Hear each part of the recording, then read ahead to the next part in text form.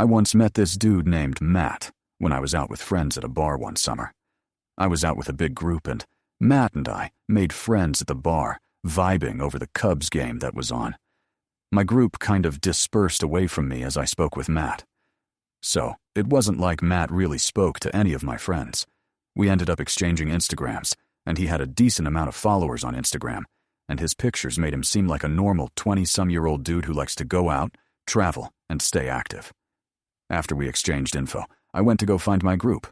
Honestly, whenever you bro out with another guy while you're at a bar, the odds of ever actually contacting each other again after exchanging info are slim to none. You always act like you'll hit them up, but come the next day when you're sober, you just have no interest. Well, the next day, which was a Saturday, I went out to another bar rest with my friends. This was an outdoor spot on the water. It was for my friend Tyler's birthday. I put something on my Instagram story as we all sang at the bar for him. After about an hour, we were done with dinner and just hanging around the outside section of the bar when I got a tap on my shoulder. I turned around, and it was Matt. He dabbed me up with a smile and said this was his favorite Saturday night spot. I introduced Matt more officially to my friends this time, saying, "You guys remember Matt?" Even if they hadn't really spoken to him, they did see him the night before. Well, as the night went on, Matt kind of hung around for a while, and it was fine because everyone was drunk, including him, and everyone was just having a good time. The next time I saw Matt was when he invited me golfing on a hot day. Honestly, I suck at golfing, but it's something I want to get better at. So, when he invited me early one Sunday morning, I went. I think it was literally the following weekend after I saw him last. It was just him and I going. I tried to get a couple of my friends to go, but they were too hungover and said it was too early. Matt and I just vibed playing golf. I think it was only 9 holes. It took us like 2 hours. Afterwards, we got food, and then I went home to relax before work the next day. I saw Matt one more time out after that, before he invited me on a hiking trip with him to Arizona. Honestly, Arizona and the Grand Canyon were always on my bucket list. I just checked the dates with work and confirmed I was able to go first, and I was an immediate yes. I asked Tyler and a couple of other friends to come with, but they were heavy no's. They said they couldn't get the time off work and needed to save money. The typical responses from any of my friends when I try to get them on a trip. I asked Matt if any of his boys were going, and he said nah, he was going solo dough. I actually hadn't met any of Matt's friends yet. His Instagram painted him as this super popular guy though, so I didn't find it weird. We flew out on August 15th, and our return flights to Chicago were August 18th. We landed at night. Matt rented a car for the weekend, and on the way to the Airbnb, we stopped for food and alcohol. By the time we got to the Airbnb, it was late. We had a couple of beers when we got there, and I could tell that Matt was down to stay up longer, but I was admittedly shot and wanted to go to sleep. This was when I realized there was only one bed in the Airbnb. I had never asked him to confirm that there were 2 bedrooms. When I brought it up, he pointed to the couch I was sitting on and said, "It's a pull-out couch." He then said, "Relax," and that he's not going to charge me for the Airbnb. Honestly, a free stay in Arizona, I couldn't complain about the couch. I pulled out the sofa bed, set up the sheets, and went to sleep. It was surprisingly comfortable. In the middle of the night, I woke up to Matt walking through the living room to the kitchen to get water. I'm a light sleeper. The sound of a pin drop will make me wake up. I rolled over and went back to sleep. The next morning, Matt woke me up early. It was a sunny, gorgeous day, and we drove straight to the Grand Canyon. I had no idea just how massive it truly was, or how many individual trail options there were. We hiked the Bright Angel. I think I didn't realize how out of shape I was until that day. Matt was perfectly fine, laughing and telling me to keep up while I was dripping in sweat and out of breath. We took numerous breaks, which we used to take a million amazing pictures. It was beautiful. Eventually, we got back to the car. We had been hiking for over 2 to 3 hours, and I needed food. We stopped by a deli on the way back. It was a long drive back to Phoenix, and when we got there, we took a midday nap. And then, after that, we explored around Phoenix. And of course, in Matt fashion, we drank at multiple bars. I barely knew the guy, but I could already see he liked his alcohol. Fast forward, we got really, really drunk. But I think I got drunker. And I'm not sure how, because Matt was downing as many drinks as me. We had to leave the rental on the street and Uber back to the Airbnb. It was late. Time flew by somehow. I don't remember much besides Matt blasting music in the Airbnb for a bit, and my plugging my phone in next to the couch. I guess I just went to sleep after that. That night, I woke up randomly, probably a couple of hours after I fell asleep. My bladder was about to explode, and my mouth was drier than the Grand Canyon. I got off the couch and headed toward the bathroom, but I heard something. A crack in the floor, like a crack from pressure. I scanned around the dark room with my eyes and saw nothing. So I went to the bathroom. While I was in there, midstream, I heard a door clicking shut. It had to be Matt's bedroom door. When I finished peeing, I went to try Matt's door, but it was locked. I knocked on the door, but there was no answer. Whatever. I went back to the couch and fell back asleep pretty easily. The next morning, I woke up at like 8 a.m., head throbbing. The first thing I noticed was my phone. It was in a weird position. I had it charging last night, and left it laying on the floor next to the couch bed, but now it was sitting on the table next to the couch, and it was unplugged. I was questioning why I might have done this, but ultimately, my answer was simple. I was just super drunk. That day, we obviously didn't do any hiking, otherwise I would have puked. We just Ubered to the car and then did some driving around, exploring different neighborhoods, scenery, and checking out the botanical gardens. I didn't really want to drink that day, but later on Matt convinced me. And wouldn't you know it, it was another night of getting really, really drunk.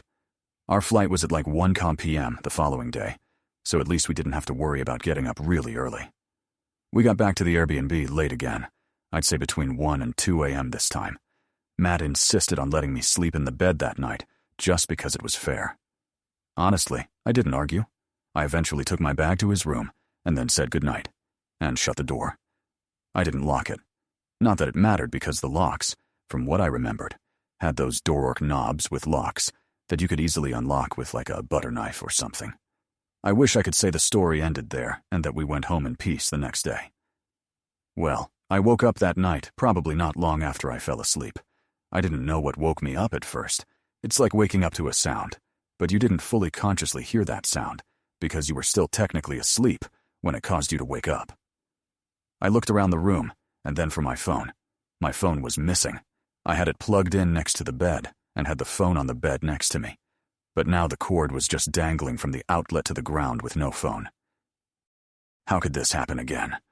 I looked on one side of the bed on the floor, and then the other, and I jumped up and screamed at the top of my lungs when I saw Matt laying face down, sprawled out on that side of the bed on the floor. He looked up, looking like he'd just woken up from a deep sleep. I shouted, "What are you doing?" He looked around the room, acting confused, like he didn't know how he got there. He stood up and said that he must have been so blacked out that he just walked in here to go to bed, but then remembered I was in the bed, and he crashed on the floor. But that didn't make sense because he was on the side of the bed further from the door. I then accused him of taking my phone, and he played dumb. He said I should check under the bed. Maybe it fell. Then he got on his knees, looked under the bed, and instantly said, "Bro, here it is." And he pulled it out from under the bed. I looked at him, and I genuinely felt like I was staring at a different person now. Who was this guy? Did he really try getting into my phone twice? I told him I'll just go back to the couch, but he insisted he would. And then he left the room. You bet your ass I locked the door this time. If it weren't for the phone, sure, I'd just see it as he was really drunk and did something goofy, like come pass out on the floor.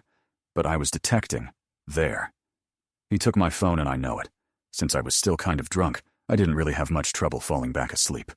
Once again, I wish it ended there, but it didn't. I woke up one more time that night, and this time, I quickly realized why. At the foot of my bed was Matt standing there, but all I could really see was his silhouette. For some reason, I didn't jump or scream this time. He sat down on the bed and started rubbing my foot. And that's when I screamed at him to get out. He wouldn't move, so I had to physically push him off the bed and out the bedroom door. I started packing my clothes into my bag, and then quickly packed all my toiletries, and whatever else I packed. He didn't say a word. He sat upright on the couch, watching me like a creepy NPC the entire time. It was the most unsettling part. I called an Uber to the airport. I wasn't staying there another minute. He didn't try to stop me. I got to the airport just as the sun was starting to rise, and as hard as I tried to sleep, I couldn't. My mind was just racing. I waited there the entire time for the flight. I paid like $35 to change my seat so I wouldn't be next to Matt. I looked out the window the entire time the plane was boarding so I wouldn't have to make eye contact with him. I didn't tell any of my friends until later that day. I just needed time to process and digest everything. A couple of my friends said, "See, I told you he was weird," and pointed out that both times we ran into him, he was alone.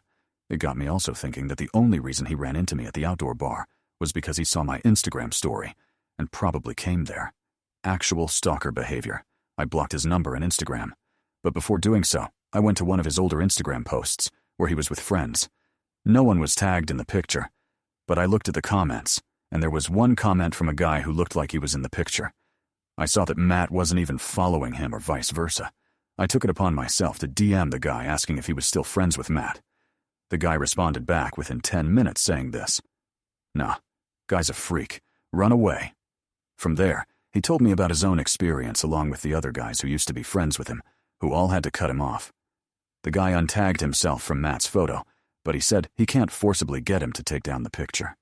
He wasn't surprised at all when I told him what had happened in Arizona, and the guy's response was, "Guy should be in jail."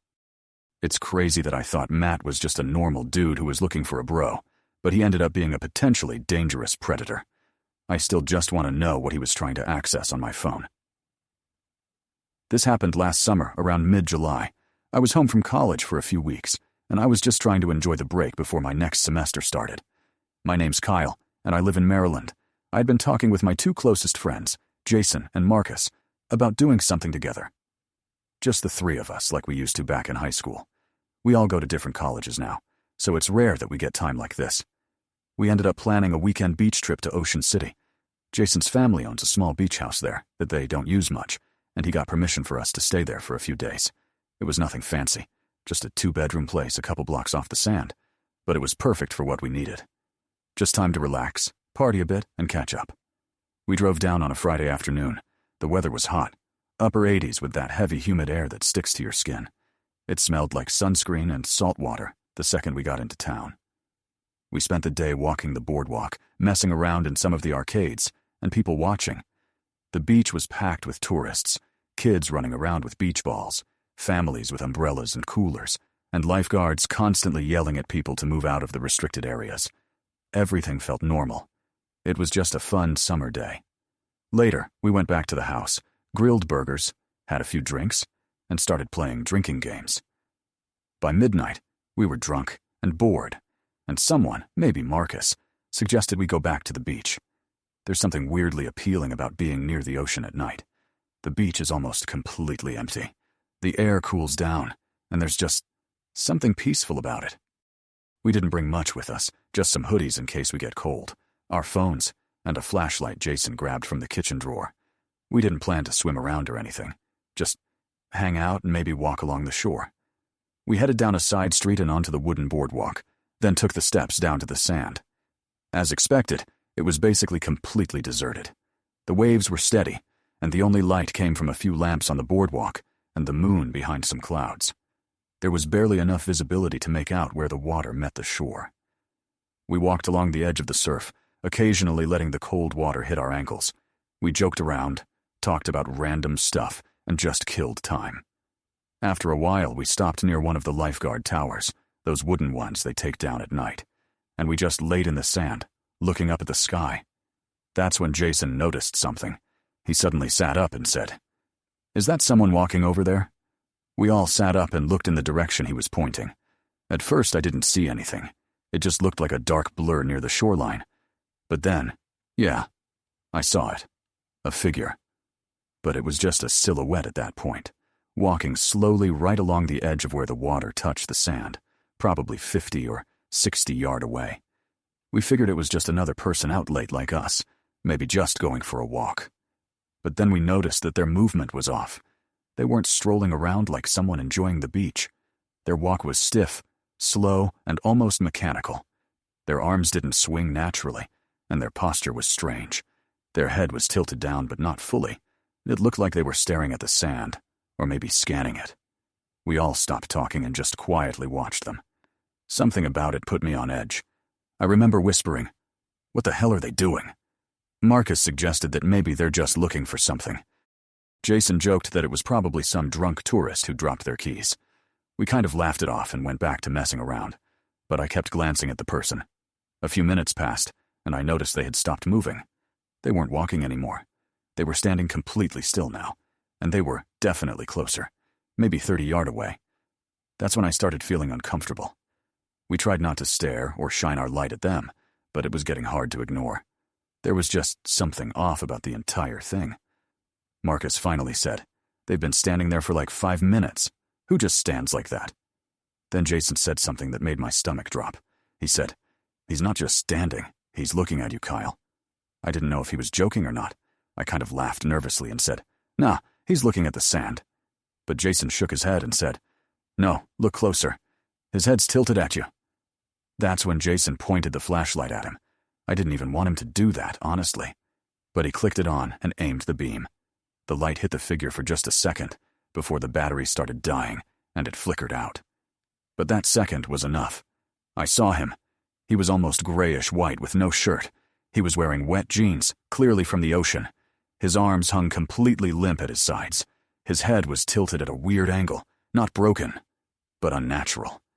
And his eyes were wide open, almost bulging. The second that beam of light hit him, he moved fast.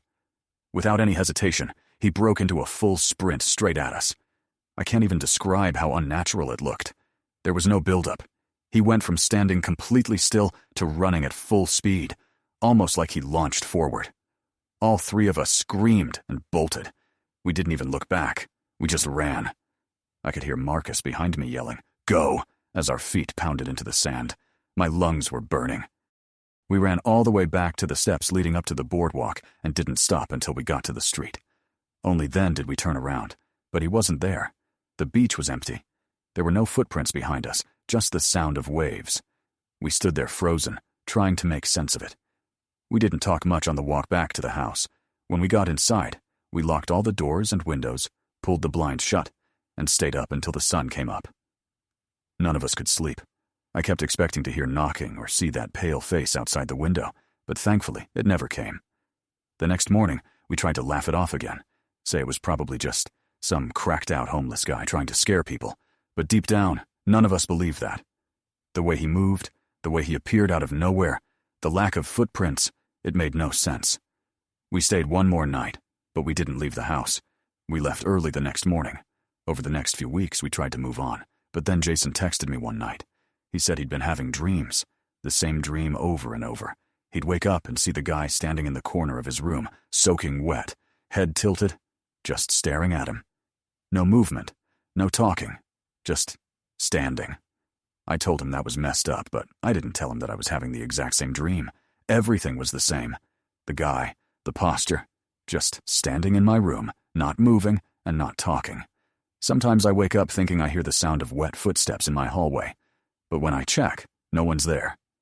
Then last week, almost a year later, I was scrolling through this local Facebook group that posted about stuff going on in Ocean City. Someone uploaded a photo they'd taken the night before from the beach. It was grainy and dark, but I recognized what they were talking about. They said, "Does anyone know who this creepy guy is that I saw standing by the water at like 1 a.m.? I clicked the photo. It was blurry, but I recognized him instantly. Same posture, same pale skin. He was just looking down at the water. The comments chilled me even more. There were dozens of people saying they'd seen him too. Some said he was there for hours. One person said they watched him walk into the water and never came back out. Another said they found wet footprints on their back porch, 2 streets from the beach. No prints leading to or from them. I don't know what we saw that night, but I know this. I'll never go back to that beach at night. Music again. I grew up in Massachusetts, and every summer since I could remember, I would spend the 3 months in a classic coastal New England town. You know the type if you've been in that area of the country. I had a big group of friends who always did the same thing, and we would get up to all kinds of shenanigans every day after our respective jobs. I was 19 years old when this happened, like most of my friends, and I had just gotten off of a dock boy job I had. So, like any other night, I texted my friends what the plan was and picked up my friend, who I'll call Emerson, from his job to go get alcohol. as he was the one with a fake ID. We got the alcohol and went back to the small town where we lived. We decided to get on my family's boat that I was able to take out on my own to have some beers while we wait for everyone else to finish what they were doing. We drove around the little peninsula we were on to this place where a lot of people anchor and hang out. There were a couple of boats anchored already, and it was about 7 p.m., but it still wasn't unusual. We found a spot between the two boats, threw the anchor down, and just chilled and drank.